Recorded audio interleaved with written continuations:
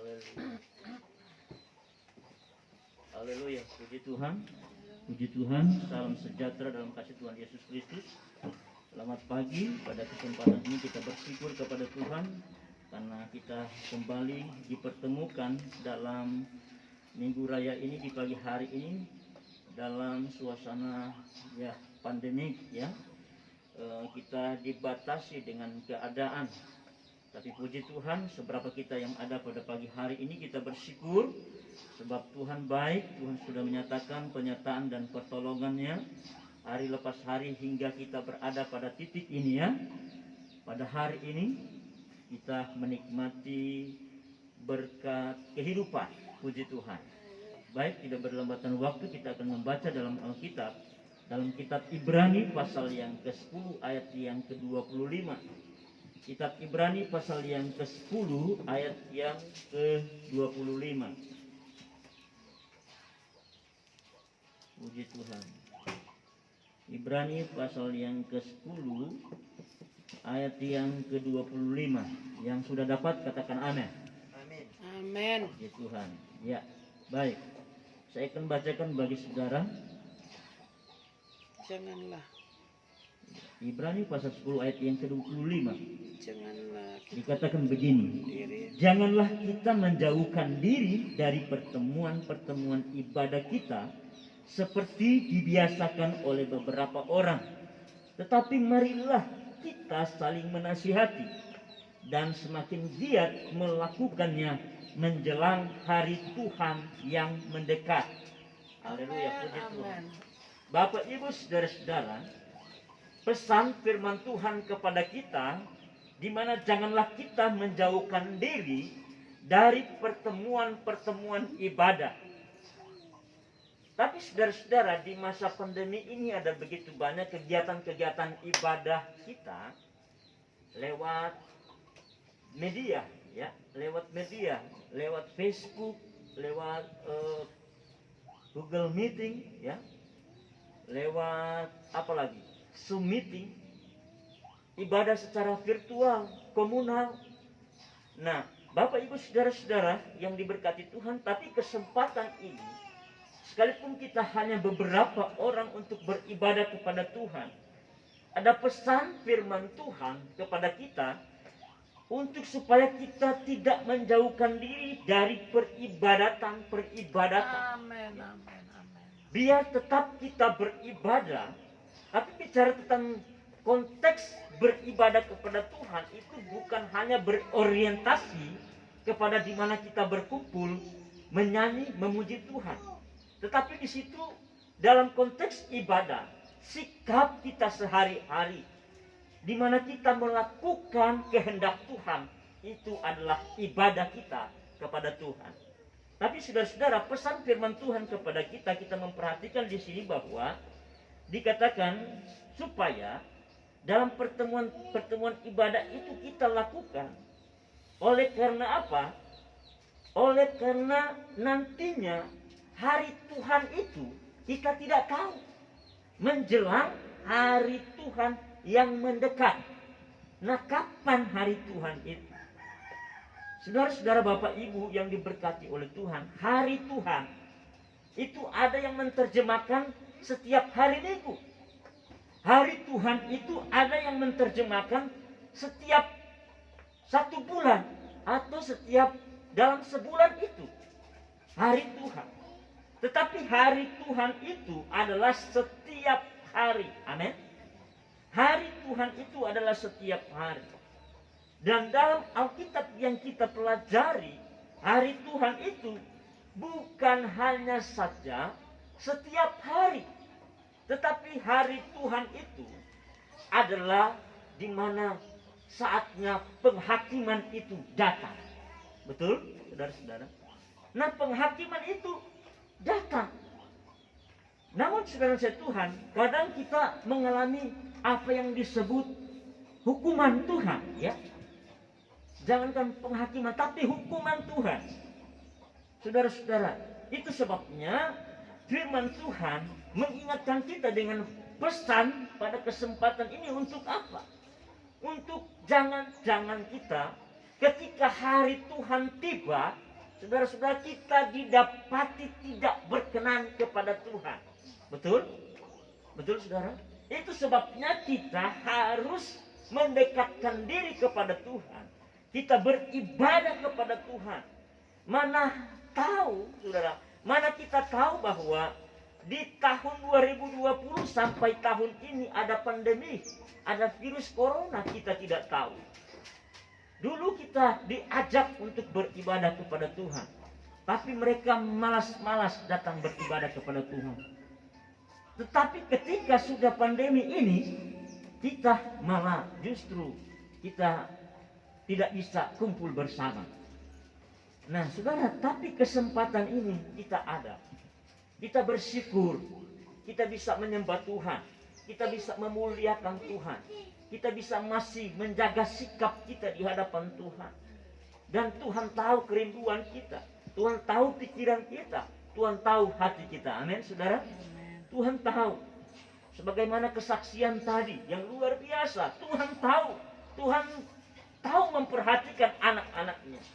Tuhan tidak akan membiarkan anak-anaknya yang terus datang kepada Tuhan. Saudara Tuhan, tapi walaupun ujian, cobaan yang diizinkan oleh Tuhan untuk menambah kualitas iman kita kepada Tuhan, tapi saudara-saudara, kita lihat kesaksian tadi, ada kemenangan terjadi, ada berkat yang diperoleh. Amin. Dari apa yang kita gumuli, dari pergumulan-pergumulan kita alami kemenangan, kita alami berkat. Nah saudara-saudara, pesan firman Tuhan untuk kita beribadah kepada Tuhan, karena apa saudara? Karena nantinya ada menjelang di mana hari Tuhan itu yang kita tidak tahu, saudara-saudara. Saya sudah sentil tadi, sudah sebutkan tadi bahwa hari Tuhan itu setiap hari. Dan hari Tuhan itu hari juga penghakiman yang juga kita tidak tahu. Ada hukuman-hukuman yang Tuhan taruh kepada kita.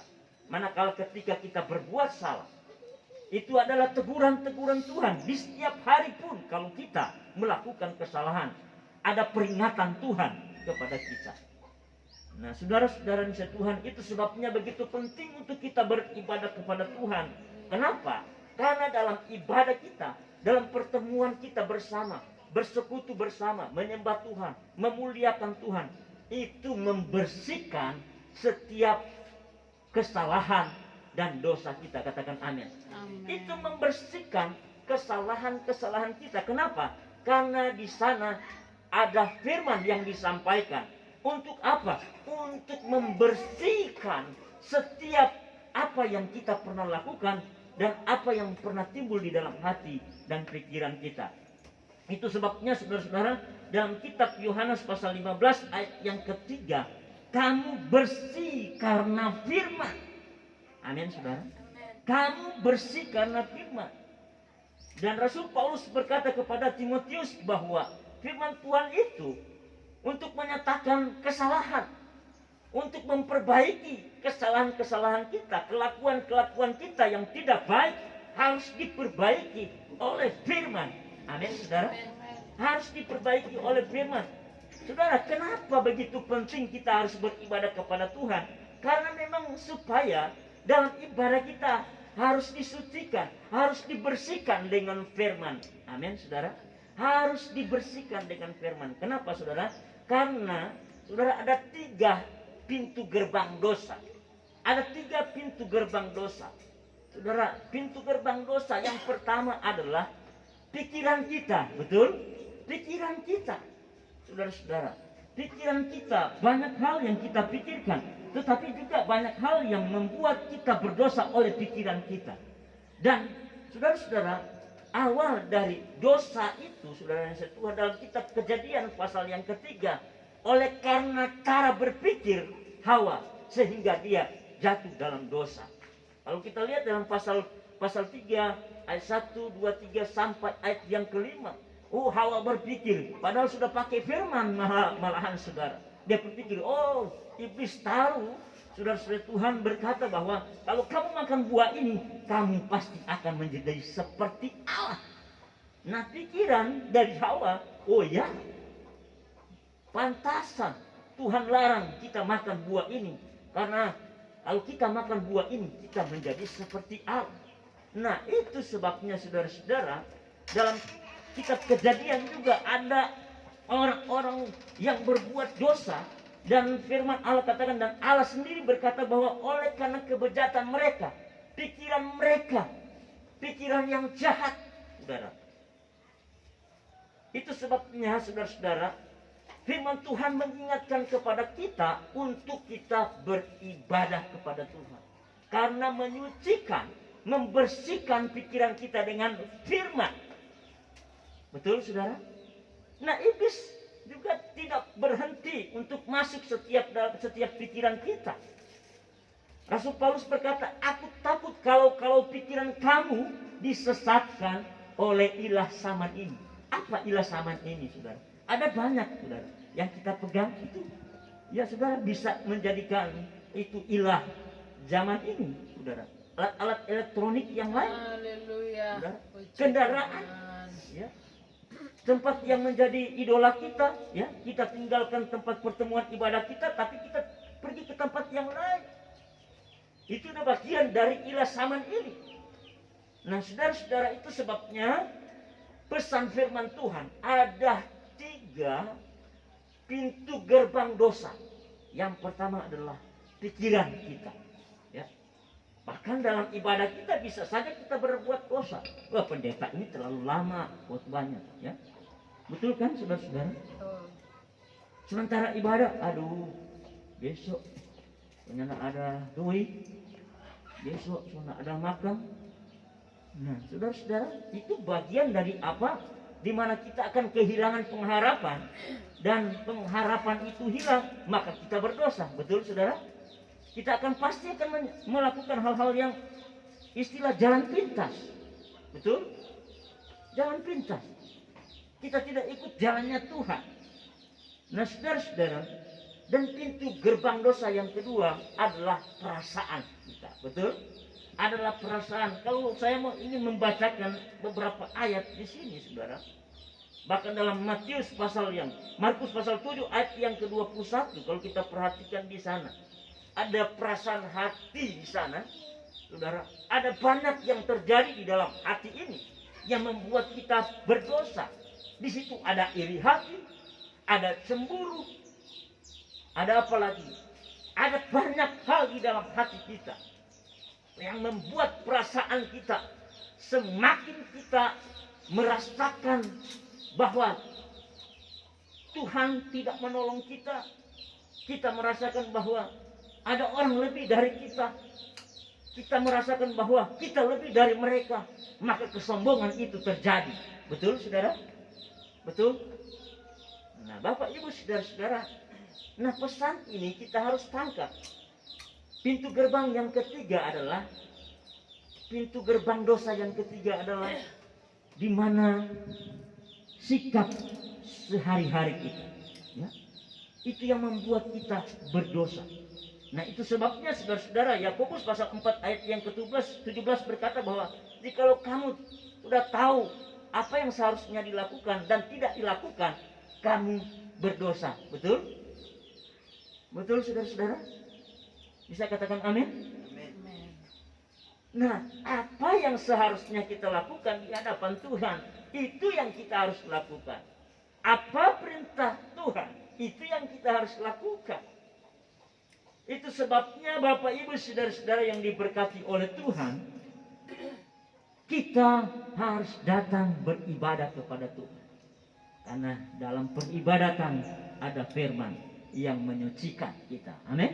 Ada firman yang membersihkan kita.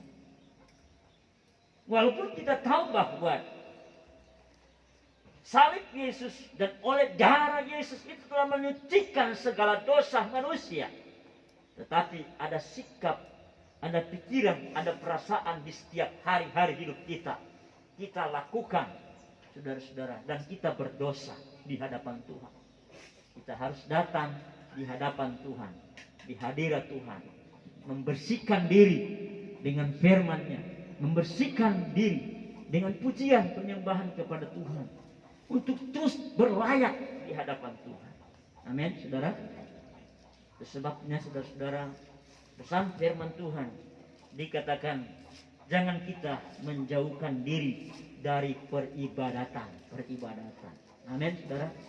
Kalau ada ibadah secara virtual, kita beribadah secara virtual. Ada ibadah live streaming, ya kita harus benar-benar beribadah kepada Tuhan walaupun dalam keadaan situasi, kondisi tertentu seperti itu, saudara-saudara. Kita harus benar-benar beribadah kepada Tuhan dan menangkap setiap pesan-pesan Tuhan lewat penyampaian firman Tuhan. Puji Tuhan. Haleluya. Sampai di sana firman Tuhan, dan mari kita akan masuk pada perjamuan kudus. Puji Tuhan. Haleluya. Puji Tuhan. Kita akan masuk pada perjamuan kudus.